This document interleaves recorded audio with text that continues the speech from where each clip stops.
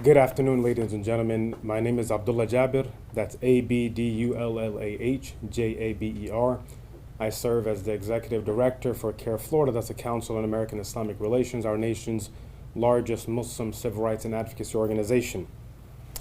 I appreciate the press and the media and our guests that are here. Thank you for joining us. I think it's important to start off by addressing this from a historical point of view. Throughout American history, what we've seen is students on college campuses have been the spark of change. We've seen it again and again, but what's sad is we still haven't learned our lesson. What we saw in the past is what we see again yet today. Too often, elected officials who are supposedly the guardians of the ideals of our democracy have been led by bigotry and by greed and the lack of respect for basic human dignity, and again have tried to stifle the voices of truth and justice. And today, we're here to remind Governor DeSantis and his administration that please, if you've forgotten or you didn't pay attention to history, please look back at the civil rights movement. When students took stand against the chains of segregation, they faced whom? Elected officials. They faced elected officials, the likes of the governor of Alabama, George Wallace's of the world, shackled by prejudice, and they stood against basic human rights and dignity. Fast forward to the Vietnam War and the protests that were led by against students who raised their voices against the horrors that they saw, which we are witnessing as Americans today in the occupied Palestine, in Gaza and the West Bank. What did they get? What did the students get for raising their voices for truth and justice? They got the tragedy of Kent State, where students were not only faced by law enforcement, but were shot and killed by law enforcement. But they persisted. Then in the fight of South African apartheid, students demanded divestment, and some elected officials yet again resisted. They turned a blind eye to the moral duty of upholding truth and justice, and they broke away with basic human dignity. Skip ahead something that's very near to us and the Muslim community here in the United States, the war on terror and the war in Iraq and Afghanistan, which took the lives of millions, countless human lives, and vilified the American Muslim community here. The youth again, American students questioned the decisions of those in power. They hit the streets saying enough is enough, but what did they get? Their patriotism was questioned by officials who had lost their moral compass. And now, much closer, with the Black Lives Matter movement, when students once again are at the forefront of challenging systemic injustice and police brutality and violence. And let's not sugarcoat it. This struggle for justice, it is not linear. Students again and again face elected officials who are supposedly the heroes and the caretaker of the ideals of our nation. This battle is raw, it's unfiltered for the fight of what's right. Now, before moving on, let me say that these voices, the American students that Governor DeSantis and his administration are trying to suppress, these voices are part of the largest voting bloc and the most diverse voting bloc America has ever seen. And they see you for your bigotry. They see you for what you are doing.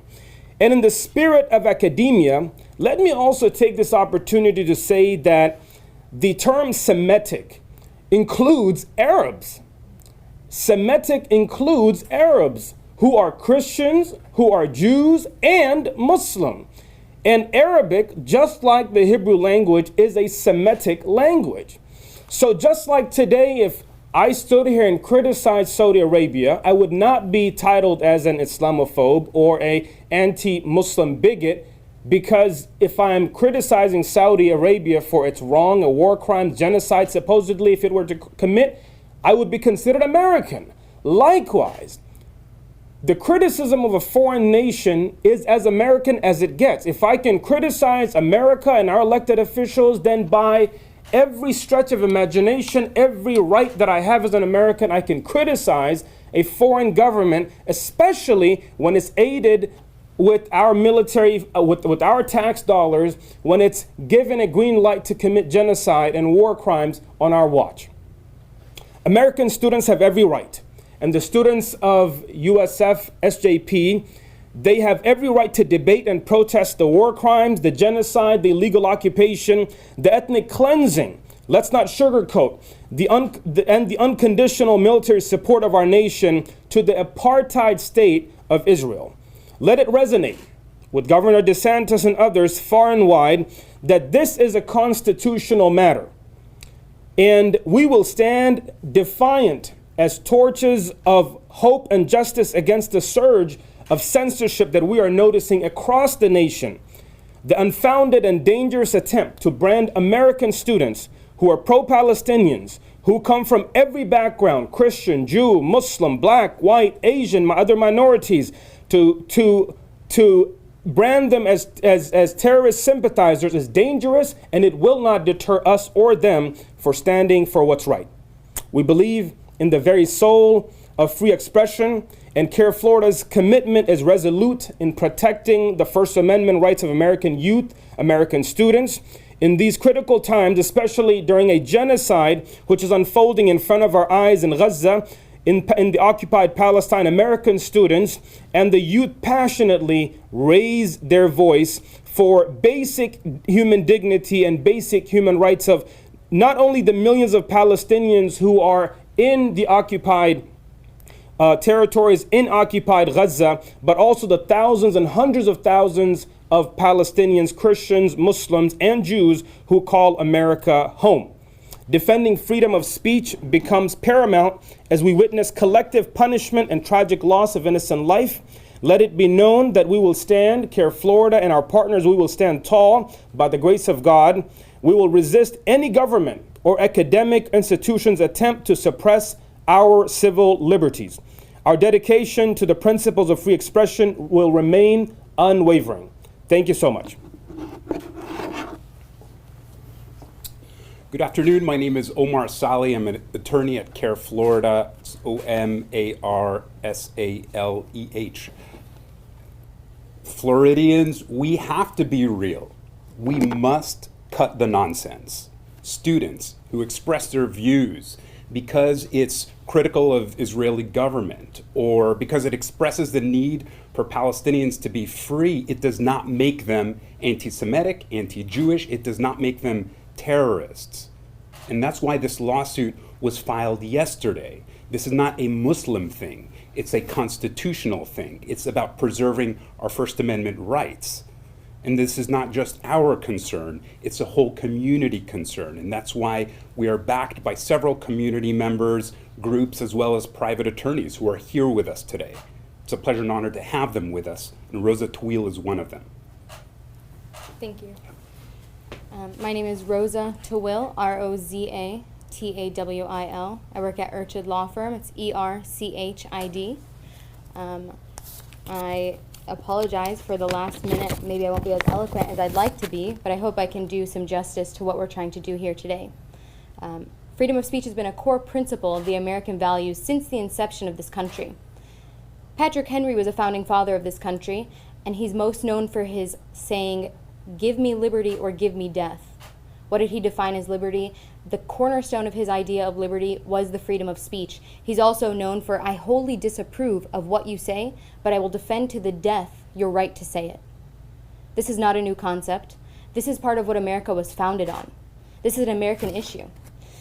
If we're going to do away with American values, why are we stopping at freedom of speech and freedom of assembly? How about freedom of religion next?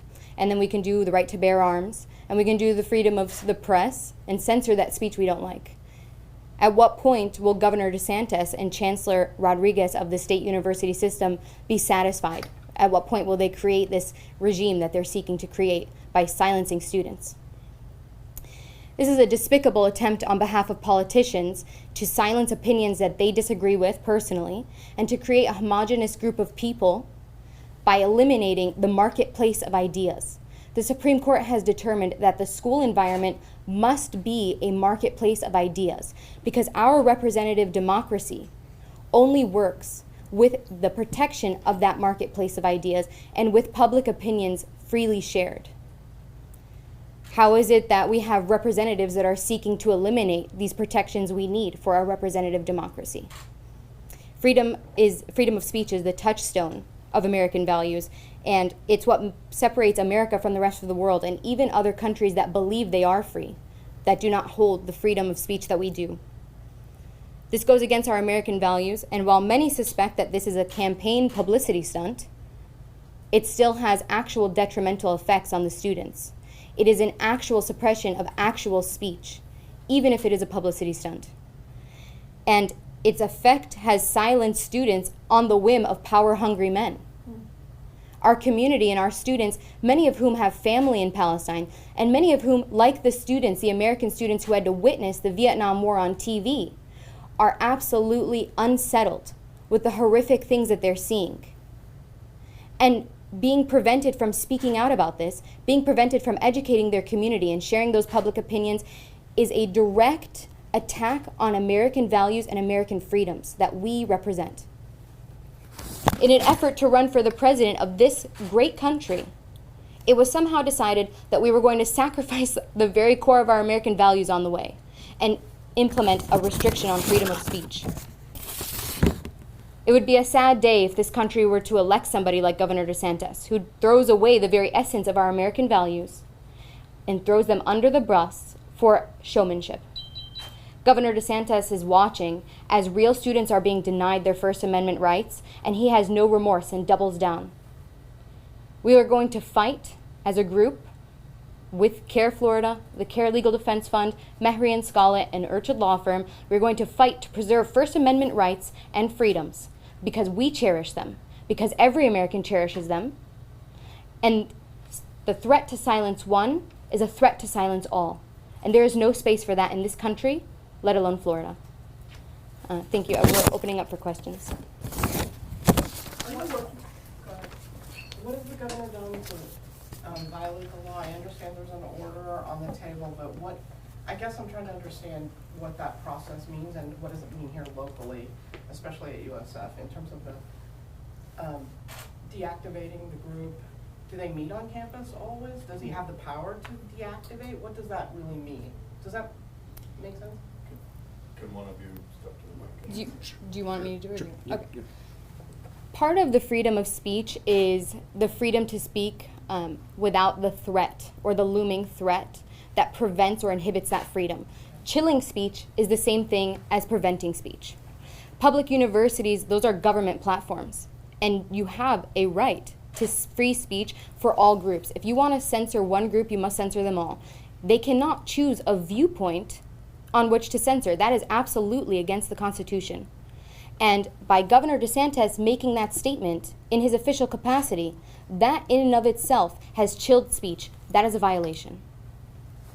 So again, I'm sorry to follow up. You're not aware of anything that has, anything that's been shut down, a meeting or an organizational event that, I'm asking. Yeah, there have been talks by the Dean of Students in an attempt to shut down USF SJP, UF SJP, I believe FIU SJP, all of these different groups. There have been meetings from the school boards based on these statements by Governor DeSantis and that order that was signed by Chancellor Rodriguez. But they're meeting still? Is that your understanding or no? Are the groups meeting still? Mm-hmm. The groups have felt inhibited. So that is a chill of their speech because they are in a limbo. But they have still been holding rallies, correct, on campus? They have not been sponsoring rallies. They've been partnering with other organizations. Why do you think Governor Ron DeSantis and the Chancellor of the university system is trying to prevent this group from speaking out? I mean, for one, it's a huge mistake by labeling groups like these as terrorist sympathizers. And when you do that, when you label people who express views that are either pro-Palestinian freedom or critical of Israeli government, they're being lumped into a group of terrorist sympathizers. It's extremely dangerous, not just for stopping what the students might be able to do, but it also makes them a target. across the nation as people who are viewed as terrorists. These are United States citizens who were born here as proud Muslim Floridians. And now, because they're in a group called Students for Justice in Palestine, are being labeled terrorists. We already know what's coming next, and it has to be stopped head on. Some, I know the group is called Students for Justice in Palestine, but some fear that they are, supporting Hamas. What exactly is the organization hoping to do or accomplish? So are you asking what is Students for Justice in Students for Justice in Palestine uses the platforms that they have as a public platform for speaking to educate. They have cultural awareness shows, they have fashion shows, they teach people about Palestinian culture, they educate people on what's occurring in the West Bank and in Gaza. So if you want to speak as to a foreign terrorist organization, that has nothing to do with the West Bank, right? So how is preventing this group, which speaks on culture, which speaks on occupation on both sides, how can you label them as that when they're educating their fellow students who have a right to hear? Do those students feel in fear, being on these university campuses? There certainly is a sense of fear, and there's also that chill that has occurred over their freedom of speech. They've been inhibited from seeking to reserve ballrooms. They've been reserved in seeking to reserve a platform in order to hold rallies and such. They have to meet with other organizations to coordinate because their speech has been chilled, and that is a violation of their rights. So we're looking purely at their American right to gather and their American right to assemble, their freedom to speak on a public platform. The University of Florida, as well as colleges across the country, also filing lawsuits. Are you collaborating at all with other schools, with other lawyers in this lawsuit? We have been speaking with the ACLU and Pali Legal, who have filed. I don't know if you want to go ahead. I mean, yeah, we're open to collaborating. Whoever has this common cause of preserving free speech. Okay, it's not just Muslims who are coming together wanting to preserve the First Amendment. It's people of all faiths and races. ACLU is just one of those groups. Yes, we collaborate with anybody who fights for that common cause. And I'll just speak on your statement earlier about the fear of students. It's not just the fear, it's the real consequences we already see from the daily calls we get at CARE Florida from people who are being reprimanded, fired, expelled from school, and reprimanded from school. Just for expressing their statements, whether or not they're in SJP or not. We get calls of vandalism, targeting, text message threats that we report to FBI that we've been doing. Why? Why? For expressing a view that is nonviolent. It's extremely serious, and it's a consequence of the misframing, of the mischaracterization, and the misinformation. It's a direct consequence of that. What message do you give to Governor Ron DeSantis on why you guys are going to fight, for this group of students? We have to be real, and we have to cut the nonsense. This is, like I said, not a Muslim thing. It's a constitutional thing. Students have the right to express their political views, and if it's critical of a government, we know that it doesn't make them anti-Semitic, anti-Jewish, and it certainly doesn't make them terrorists. We've seen this before after 9/11, and we don't want to see it again. One clarification, when did this student group form, and did they come to you to get this kind of support after the governor started making these claims? Yeah, they came to our office, and they also spoke with Rosa's office. They consulted with several attorneys, just like the other student groups were doing. So we're working together with them on that. And do you know when the student group was formed?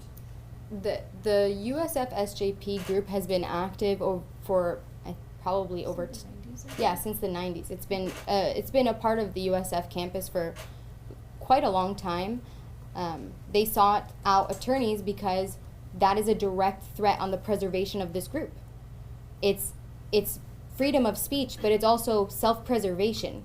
To put yourself in the view of a student who's vulnerable, who has their whole life ahead of them, seeking to create a career, seeking to develop the rest of their professional lives through this educational program, a place that should be fostering their growth and fostering, the betterment of their future. They instead feel a sense of self-preservation, and that's unacceptable. And another point of clarification, you're open to collaborating with the lawsuit filed against UF, but have not yet.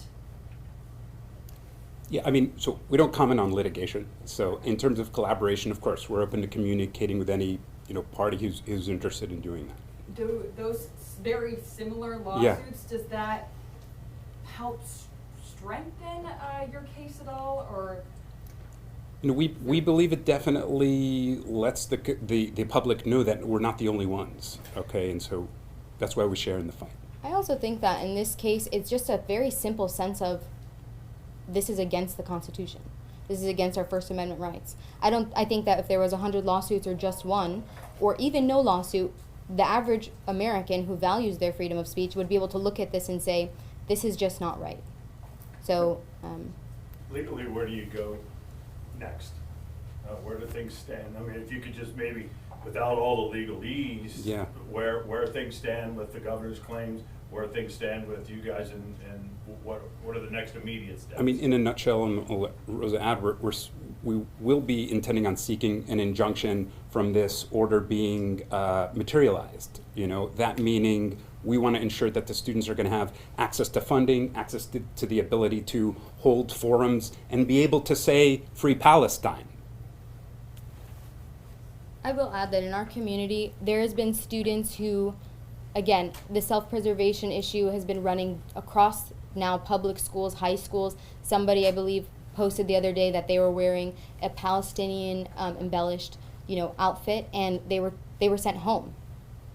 That, just for wearing an outfit. How can that say that I align with any kind of violence?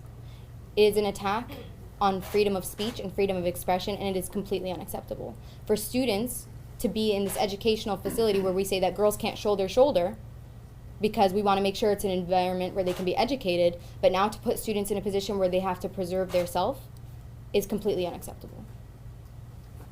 What is USF's stance so far? Are you guys working with them? Because I believe last week the chancellor of the state university system said that they would be in conversation with these universities. Where does that conversation stand? Do you know?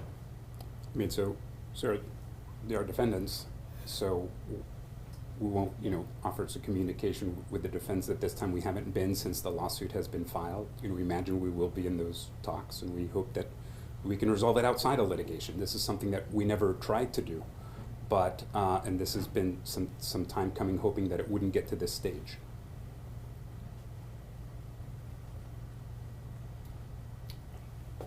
You can close the bill.